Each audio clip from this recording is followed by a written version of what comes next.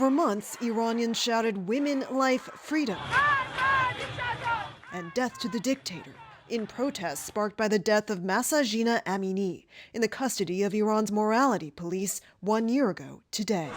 The chants faded as tear gas, batons, and bullets left many injured, even blinded. The UN says more than 520 protesters, including dozens of children, were killed by security forces, and at least 7 were executed. But Puran Nizami, who was detained twice in the past year for her activism, told us from Tehran that the protests were not in vain. She says people will not go back to the way things were. True, the majority wanted this regime to fall, but the outcome still brings hope. When you say these words to us, it must be very dangerous for you inside the Islamic Republic. Fear exists for everyone, she says, but for the sake of our children and future generations, we have no choice but to keep speaking out.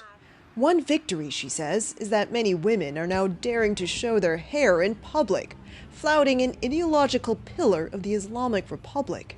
Though the morality police have resumed their patrols after a brief break. Gen Z protests in the most basic of ways, like rollerblading in the streets without mandatory hijab. They write graffiti on the walls in different cities saying that Iran is drowning in revolution. Holly Dagras is an Iran analyst with the Atlantic Council, a Washington, D.C.-based think tank. Just because you're not seeing millions in the street corner doesn't mean that this is meaningless. This is very powerful, and it's shaken the regime to its core.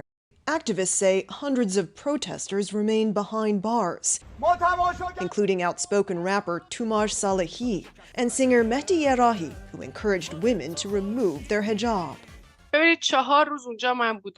Ilahe Ejbari says she fled Iran after she was detained for 4 days in an unknown location, where she was blindfolded, ridiculed for being a Baluch ethnic minority, beaten, tased, and sexually assaulted with a baton. How are you now? I'm taking medication for depression. I have a lot of physical ailments, but I see no other path for resistance. They use violence, but I will keep resisting until they fall.